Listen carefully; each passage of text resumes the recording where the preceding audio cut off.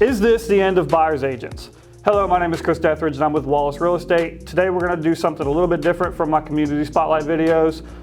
There's a lot of fear out there right now and a lot of confusion and misinformation. And I had to bring somebody very important to the real estate industry here in East Tennessee. I'm here with the Chief Development Officer of Wallace Real Estate. He's also a good friend of mine, mentor, Andrew McGranaghan. How you doing? I'm doing great, Chris. Thank you so much for having me. This is awesome. And you're absolutely right. There's a lot of misinformation out there, and it's important for us to kind of set the message straight. So how did we get here to begin with? For somebody that doesn't even know what we're talking about or just saw a headline that said agents are in trouble, like how did this happen? There was a lawsuit in Missouri from some sellers that felt they overpaid. Their agent didn't think that it was appropriate for them to pay the buyer's agent as well. And so that became a class action lawsuit, and recently the National Association of Realtors and some other companies settled that lawsuit.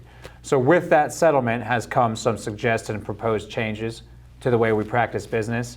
And that has led to a lot of misinformation out there, a lot of headline grabbers that may not be explaining the whole truth around what that really means for how we serve our clients. So when it comes to serving the clients, what is changing now that this has been, because it just got finalized a few days ago. Right, I saw that, and great question. For someone like you that really understands your value and really cares passionately about the service that you bring to your clients, not a lot will change. The truth is, realtor fees have always been negotiable. Mm-hmm. You and I know that, having experienced that in the field and working with buyers and sellers. The other truth is that buyer's agents, quality buyer's agents like yourself and like others at Wallace Real Estate, we represent our buyers' best interests at the end of the day. We help them negotiate the best terms possible for that home. We help them keep them out of legal trouble throughout the transaction. We help them get inspections completed and appraisals done and title work finished. And every step of the way, we're with them, making sure that we protect their largest investment. So let's kind of expand on the client representation and like the actual specifics of the agreement. Like, what is that looking like now? So the proposed settlement would be that buyer representation agreements would get signed very early on in the buyer process. So before we start showing that buyer homes, which to us is something that, again, we've been practicing because we really like to have what we call a buyer consultation. So let's go into the buyer's consultation. Like, sure. What is that? I'm glad you brought that up because you and I know there's a lot that goes into buying a home in Tennessee, but the general consumer only does that a few times in their life. So it means everything from let's look at the market together to see what you can afford. Let's study the certain areas that you're interested in, educate you on the different parks in the area. What are the school ratings like? What's the traffic conditions? What's the expectations for growth in that area? Is this going to be a safe investment? Are we going to overpay for that home? We do detailed market analyses before we write offers. So all those different things, and then once you're under contract, helping them understand how that process will work with their lender, how it will work to get home inspections completed, appraisals ordered, title work completed, hitting every deadline in the contract, making sure that we do that to stay in compliance. That's really where a buyer brings their value, buyer's agent brings their value. Andrew, you bring up a good point. Most buyers are only going to purchase real estate 2 to 3 times in their life. Yeah. So it's our job to protect them and help them make the best decision possible. That's something that we take very seriously too, protecting their investment, protecting those buyers, really establishing that trust that we care more about what's in their best interest than what's in our best interest.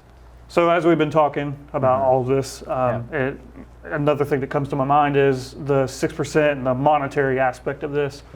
Is it the end of 6% listings? What does that look like now? Yes, those headline grabbers that we've seen out there. Great question. As I said in the beginning, real estate commissions are always negotiable. They have always been negotiable. And do I think it's the end of listings that sellers offer cooperating commission to buyers and buyer's agents? No, I don't think that. In my opinion, it's still the best interest of the seller to offer incentives to buyers. I mean, we have high interest rates, we have high prices, and we have buyers that are having affordability concerns right now. And again, to be honest, that part's really not changing because there have been listings on the MLS that, technically we had to have a compensation, but there were a few where you saw the little tiny percentage and it was really up to the agent to either negotiate that or have the buyers pay it. So again, that's not new. No, nothing is new. This is not something that we haven't already been dealing with as agents and as the general public. And in my experience in dealing with my seller clients, they understand the ultimate value in the sale of their home to offering incentives to attract more buyers. So as we wrap this up, to summarize all this, are buyers agents dead? No.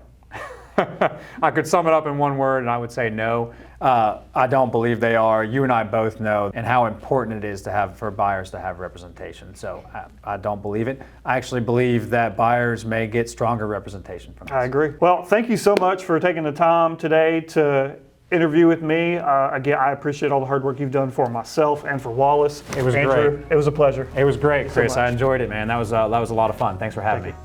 So as you can see, this is not the end of buyers agents. Hopefully this video gave you a little bit of an insight and educated you on what's been going on. Did we miss something? Let us know in the comments. If you need to reach out to us personally for any questions or concerns, you know where to find me.